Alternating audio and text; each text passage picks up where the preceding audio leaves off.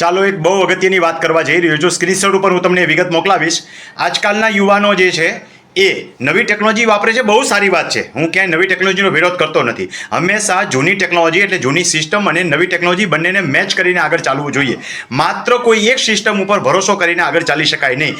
એક ભાઈએ મને આજની જ વાત કરું છું, હમણાં સ્ક્રીનશોટ ઉપર મૂકું છું. એમની કંઈક 2 નોંધમાં ફોલ્ટ હશે, નો ડાઉટ ફોલ્ટ હતો. જે તે અધિકારીનો ફોલ્ટ હતો, કલેક્ટર સમક્ષ ગયા હશે અને એમાં પણ એ ફોલ્ટ જે છે એ યથાવત રહ્યો. મતલબ કે એ ભાઈને ન્યાય ન મળ્યો. માની શકાય કે એ ભાઈ સાચા છે, એટલે એ ભાઈએ શું કર્યું, આ જ વસ્તુનું ડ્રાફ્ટિંગ કરી અને મેટામાં નાખ્યું.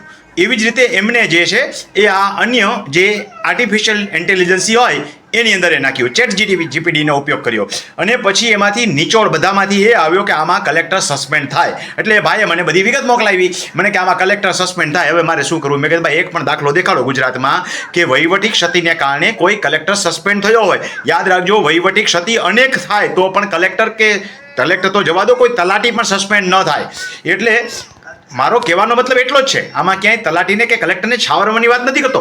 માનવ સહજ કોઈ પણ ભૂલો રહી ગઈ હોય તો એનાથી અધિકારી સસ્પેન્ડ ન થાય. એટલે મેટાને પૂછો ને મેટા એમ કે કલેક્ટરને સસ્પેન્ડ થઈ જાય, એટલે તમે મને આવીને પૂછો કે કલેક્ટરને સસ્પેન્ડ કરવા આગળ હું કાર્યવાહી કરું, તો મારે કહેવું પડે કે આમાં કાંઈ ન થાય. અધૂરામાં પૂરું. એ ભાઈ કોઈક લોકલ એડવોકેટને મળી આવ્યા છે. લોકલ એડવોકેટ કીધું હાલો આપણે કેસ દાખલ કરી દઈએ, આમ કરી નાખીએ, તેમ કરી નાખીએ. મેં કીધું કે ભાઈ મારી સલાહ માનવી હોય તો આ કરાય નહીં. એટલે ભાઈએ પાછું એ મેટામાં નાખ્યું. એટલે મેટા એ કીધું કે રમણીકભાઈ કદાચ ગમે કે કેસ દાખલ કરો, વકીલ તમને કહે છે સાચી વાત છે. પાછા ભાઈ મને કહે છે, મને કે આમાં તો મેટા આમ કહે છે. મેં ભાઈ હવે તું મને માફ કર, હું આનો વિડીયો બનાવીને મૂકી દઈશ, જેથી કરીને નવા છોકરાઓ જે મિસગાઈડ થતા હોય એ ન થાય. યાદ રાખજો, હું જે શીખવાડું છું એ ચેટ જીપીટીમાં નાખીને ઘણા લોકો એપ્લિકેશન તૈયાર કરે છે. આ એપ્લિકેશન આર્ટિફિશિયલ ઇન્ટેલિજન્સ જે કરેલી હોય, એક વાક્ય નાખવું જોઈએ તમારે. આખી અરજી હારે ન નાખી દેવાય. કોકને વાંચવાવાળાને ખબર પડી જાય કે આ આર્ટિફિશિયલ એજન્સી દ્વારા થઈને ઇન્ટેલિજન્સી દ્વારા તૈયાર થયેલું છે, તો તમારી મૌલિકતાનું મૂલ્ય જતું રહેશે. યાદ રાખજો, મેં મારા મૌલિકતાના સભ્ય લખ્યા હોય ને, આ શબ્દ કોઈ પણ મેજિસ્ટ્રેટના હાથમાં આવે કે કોઈ પણ કલેક્ટરના હાથમાં આવે તેને ખબર પડી જાય કે લખનારો જે છે એ કેટલો હોશિયાર છે, કેટલો અનુભવી છે. અને જ્યારે તમે એ જ વસ્તુ મારા આ જ શબ્દો ચેટ જીપીટીમાં નાખો અને કોઈ પણ આર્ટિફિશિયલ ઇન્ટેલિજન્સનો ઉપયોગ લો, એટલે અધિકારીના હાથમાં આવતા ખબર પડી જાય કે આ નવો નિશાળીઓ છે અને ચેટ જીપીટી દ્વારા આ એપ્લિકેશન તૈયાર કરી છે, અને કોઈ ધ્યાનમાં નહીં લે. આ વાત ખાસ સમજજો. જે ખોપડીમાં હોય ને એ ચોપડીમાં ના હોય.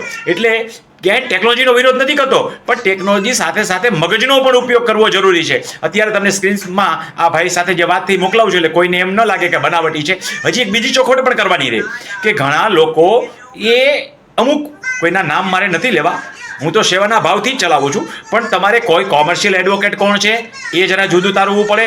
અને એ તો હજી સારી વસ્તુ છે, કોમર્શિયલ છે એ તો, પણ કેટલાક લેભાગુ તત્વો જેને કહેવાય, જે એડવોકેટની વ્યાખ્યામાં નથી આવતા, એવા એક બેન છે, એક હાબડબોથા જેવો ભાઈ છે, અને હમણાં તો એક એડવોકેટના શ્વાંગમાં એક ભાઈ નીકળી પડ્યા છે. એ તો બધી સિસ્ટમને જ ખોટી કહે છે. ગુજરાત સરકાર ખોટી છે, પરિપત્રો ખોટા છે, આ બધું ખોટું છે, હાઈકોર્ટે આમ કીધું, સુપ્રીમ કોર્ટે આમ કીધું, બિન ખેડૂત કોઈ હોય જ ન શકે, ગુજરાતમાં કોઈ પણ ખેતીની જમીન ખરીદી શકે. કંઈક ને કંઈક ભગવાન જાણે શું કહે છે. એક બેન છે, રૂપાળી છોકરી, એની પાસે લોનું નોલેજ બિલકુલ નથી, કદાચ લોની ડિગ્રી 100% નથી. એ માત્ર રૂપાળું રમકડું છે, જે હંમેશા એક સારી ગાડીમાં બેસીને વિડીયો ઉતારે છે અને એમ કહે છે કે બાજુમાં રહેલો ખરાબ હોય છે ભેળવી શકે. આ એક ભાઈએ તો મને એ વિડીયો સાંભળ્યો મેં કે 15 પ્રકારની માપણીઓ હોય છે. ભાઈ માપણી ઓનલાઈન 3 જ પ્રકારની છે, તો આ 15 પ્રકારની માપણી ક્યાંથી કાઢી આવ્યો યાર? તો આવા વિડીયોથી ચેતો. આવા તત્વો જે છે એને માત્ર અને માત્ર પોતાની ટીઆરપીમાં રસ છે, વ્યુઅર વધારવામાં રસ છે. કોઈ પણ વસ્તુ, આજ ગુરુ પૂર્ણિમા નિમિત્તે એમ કહીશ કે ગુરુ દત્તાત્રેયની જેમ ગુરુ જે છે ને એ હંમેશા એકથી જાજા કરવા, 32 ગુરુ કરવાનું શું કામ કહું છું? ત્યારે 32 લક્ષણા થાવ. જેની પાસેથી જે સારું શીખવા મળે એ શીખવું, બાકીની વસ્તુ છોડી દેવી. એટલે આજ ગુરુ પૂર્ણિમા નિમિત્તે એમ કહીશ કે તમને ખરા અર્થમાં સાચા કોણ છે એ શોધતા શીખી જાઓ. નહીંતર આ મિસગાઈડ કરવાવાળા હંમેશા તમને મિસગાઈડ કરતા રહેશે અને એના કારણે તમે ભાઠે ભરાશો. ગુજરાતમાં કહેવત છે કે થોરે ન ઘસાઈ જાય, ધ્યાન રાખવું. જે થોરે ઘસાણો હોય એને જ ખબર હોય કેવી બળતરા થાય. એ લારું નીકળે નહીં, બહુ પીડા આપે, પાકીને એક લાર નીકળે. એટલે થોરે ઘસાવવું નહીં. હું પણ જે કહું છું એ મારી ઓથેન્ટિફિકેશન પણ ખરા અર્થમાં તપાસવી જોઈએ, અને સારી વ્યક્તિઓ કોણ છે એનું સર્ચ કરવું જોઈએ. જેમ કે એ રીતે હું એમ નથી કહેતો કે કોણ છે, તમારી જાતે શોધો. અને સારી વ્યક્તિઓ જે છે એના વિડીયો તમે સાંભળો, ઓથેન્ટિક વિડીયો સાંભળો. એમાંથી વ્યવહારી કોણ છે, સેવાના ભાવથી કોણ કહે છે, માર્ગદર્શન આપવાના હેતુથી કોણ કહે છે, બિઝનેસનો સ્વાર્થ શું છે, ટીઆરપીનો સ્વાર્થ શું છે, અને ખોટી માહિતી ભ્રમ ફેલાવી અને માત્ર પોતાના વ્યુઅર વધારવાનો સ્વાર્થ શું છે, આ બધું જો શોધશો તો જ તમને સાચી માહિતી મળશે. હવે ઘણા લોકો કોમેન્ટમાં લખે છે રમણીકભાઈ તમને પ્રશ્ન કેમ પૂછવા? ભાઈ લાખો વ્યક્તિઓ મારા વિડીયો સાંભળે છે એટલે પ્રશ્ન પૂછવાની અને જવાબ દેવાની એક મર્યાદા હોય. અત્યારે પણ રોજના 500 વોટ્સએપના જવાબ તો આપું છું. ફોન તો કોઈના કરવા શક્ય નથી, કારણ કે ફોન કરવા બેસું તો 1 કલાકમાં 4 ફોન માંડ થાય, અડધાના તો પાછા નો રિપ્લાય આવે ને કોઈક વળી સામેથી પાછો ફોન કરે, કંઈક તકલીફ ઊભી થાય.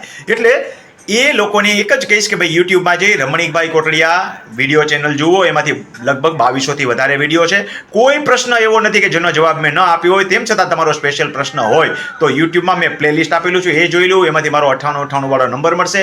એમાં વોટ્સએપ કરવાનો છે, ફોન કરવાનો નથી. અને જરૂર પડે તો તમે મને રૂબરૂ મળી શકો છો કે તાલીમ કેમ્પમાં આવી શકો છો. હવે જે ફેસબુકના મિત્રો સાંભળે છે એમને પણ એ જ કહેવાનું કે યુટ્યુબમાં જઈને તમારે આ ચેનલ જોઈ, અથવા તો જે લોકો ફેસબુકમાં છે એને એમ કહે છે કે મને તાલીમ કેમ્પમાં આવવું છે, અથવા તો મારા પ્રવાસ દરમિયાન ક્યાંય રૂબરૂ મળવું છે, અથવા તો સેમિનારમાં હું ફ્રી સેમિનાર આખા ગુજરાતના કરું ત્યારે જે જગ્યાએ હોઉં ત્યાં સાંભળવા આવવું છે, તો એમના માટે થઈ અને માત્ર એક હેલ્પલાઇન કહેવાય એવા પ્રકારનો નંબર છે 9173208434. આ નંબર ઉપર યાદ રાખજો. માત્ર રજિસ્ટ્રેશન કરાવવાનું છે. કોઈને પોતાના અંગત પ્રશ્નોના જવાબ આપવામાં આવતા નથી કે ફોન રિસીવ કરવામાં આવતો નથી. મારે ક્યાંય કોમર્શિયલ પ્રવૃત્તિ કરવી નથી કે ડિસ્પ્લે ઉપર નંબર ફેરવું. ઘણા એમ કે રમણીકભાઈ નંબર આપો, ડિસ્પ્લે ઉપર આપો, બીજા આપે છે તમે આપો. મારે માત્ર સેવા કરવી છે. એ જો તમને સમજાતી હોય તો હું નંબર આપતો નથી. વિડીયોમાંથી યુટ્યુબમાંથી જોઈને નંબર મેળવી લેવા. તાલીમ કેમ્પમાં આવવાવાળાને નથી આપતો. એને કહું કે ભાઈ તાલીમ કેમ્પમાં વિડીયો જોઈ લે એટલે એમાંથી તને નંબર મળી જશે. એટલે હું જે આપું છું સેવા એનો તમે સાચા અર્થમાં લાભ લો. અને મારી સેવાને પણ તમે કશો સોનું જેટલું ઘસશો એટલું ચકચકિત થઈ ઉઠશે. એટલે કંચન શું છે અને કતી શું છે એનો ભેદ પારખતા શીખો તો કોઈને છેતરી નહીં જાય, નહીં તો તમને મિસગાઈડ કરશે અને પછી પસ્તાવાનો વારો આવશે.